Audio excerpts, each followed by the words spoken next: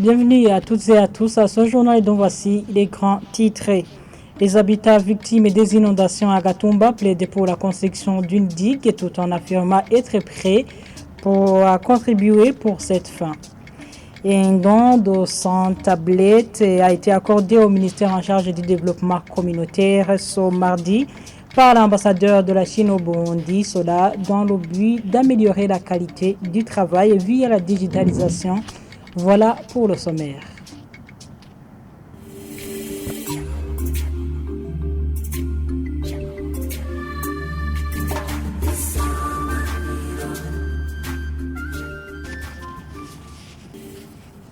Encore une fois, bienvenue et débutons le journal par la page coopération. L'ambassadeur de Chine au Burundi a accordé un don de 100 tablettes au ministère de l'Intérieur, du Développement communautaire et de la Sécurité publique ce mardi.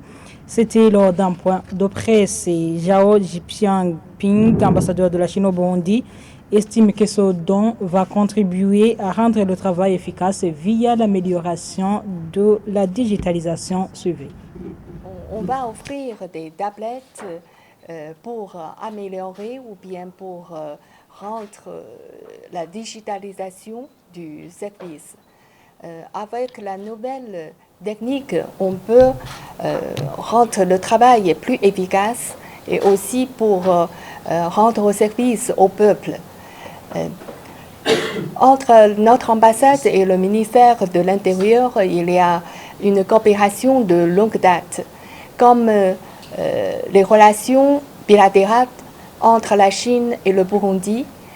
Cette année, cela marque le 60e anniversaire des relations diplomatiques entre la Chine et le Burundi.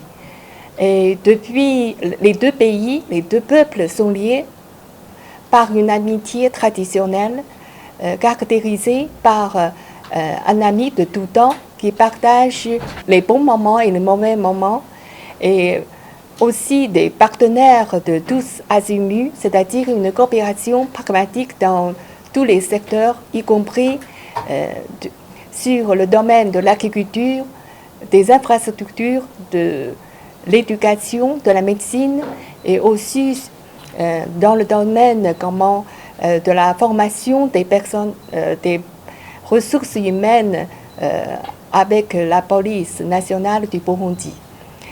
Et maintenant, le Burundi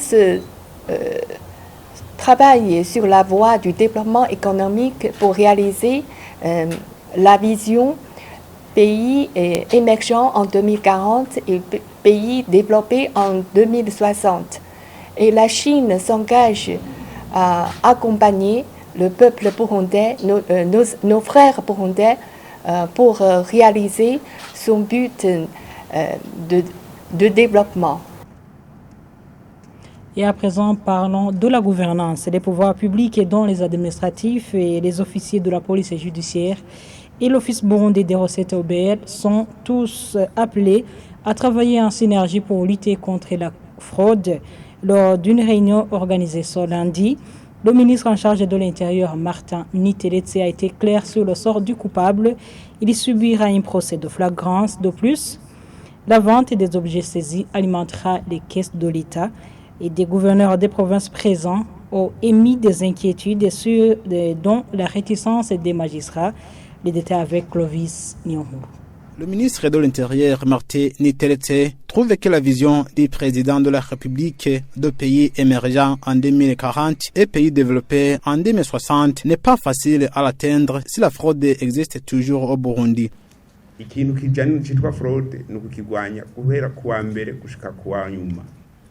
Nous avons opté pour le procès de flagrance pour mieux le faire. La personne accusée fera appel, mais au moins le procès sera déjà rendu.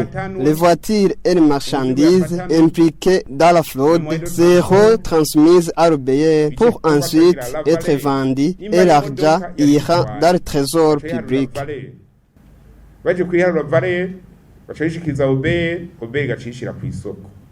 Certains gouverneurs de province ont émis des inquiétudes que les magistrats pourront être réticents sur le procès sur cette matière parce que la fraude ne rentre pas dans le cas de flagrance. Domine Banyankimbona, ministre de la Justice, en dit ceci. la loi pénale ukwiri ubu irafise ukunigira. Dans la loi pénale, les juges ont une marge de manœuvre. Ils peuvent décider de faire payer une amende à la personne attrapée avec une fraude et le laisser partir. Pour cette personne, la même loi pénale prévoit qu'elle soit incarcérée. Souvent, il y a des malentendus. C'est pourquoi nous avons inclus le président de la République dans cette lutte contre la fraude. Il a dit que si une personne est attrapée avec la fraude et qu'on la relâche, cette dernière va continuer à la pratiquer et cela déstabilise l'économie du pays.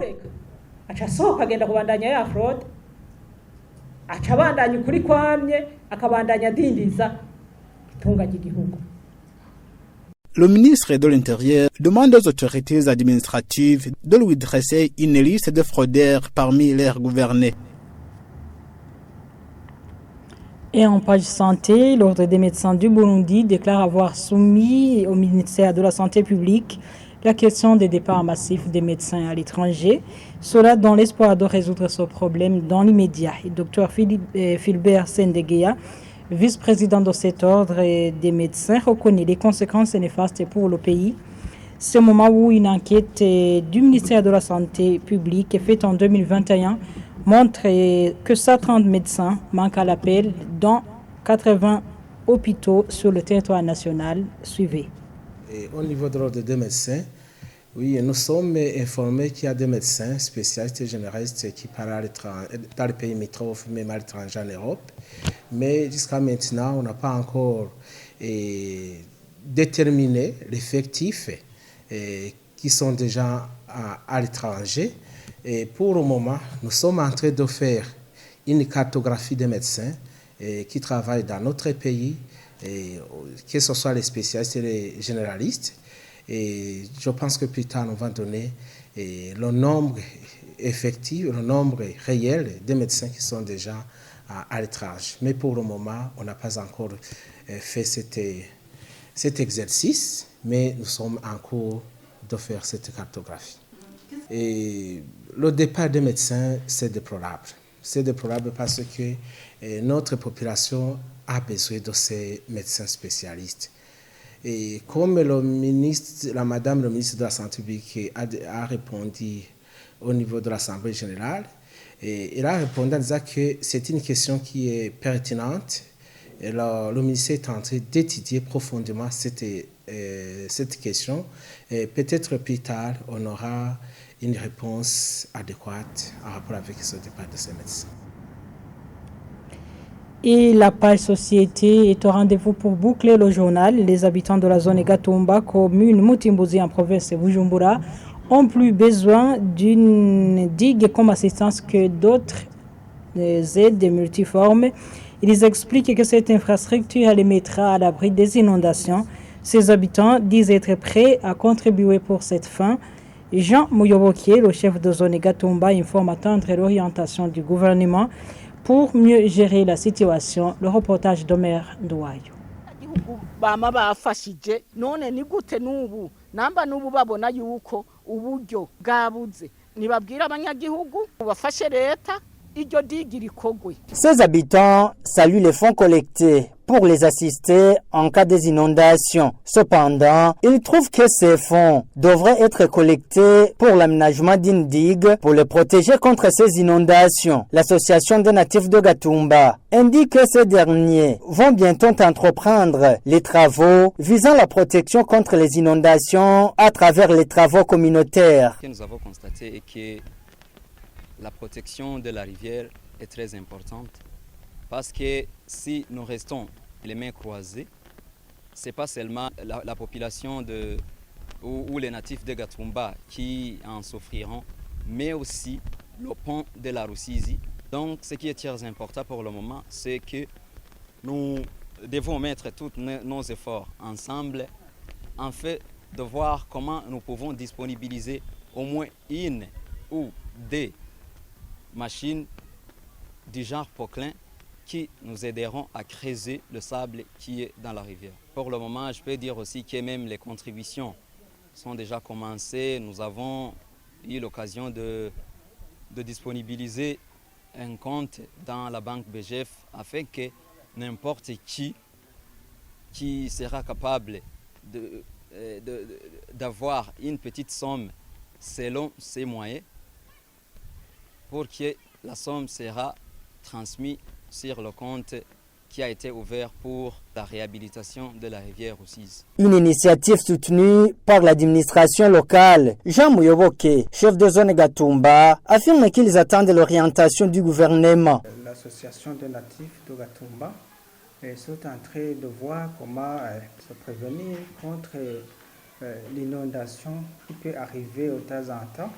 Mais le moyen de se prévenir et de faire les travaux communautaires sur le bord de la Rusizi. Mais nous attendons l'objectif de l'État. Cette association continue à appeler la population de Gatumba d'être vigilants pour que leurs biens ne soient pas endommagés par l'inondation. Cette situation prévaut au Mantou. Le président de la plateforme nationale de prévention des risques et gestion des catastrophes est annoncé qu'il y a eu une commission mise en place pour analyser les raisons à l'origine des inondations dans cette localité. Selon Anissé Nibaruta, général de brigade de police, l'aménagement de la digue peut ne pas être une solution durable.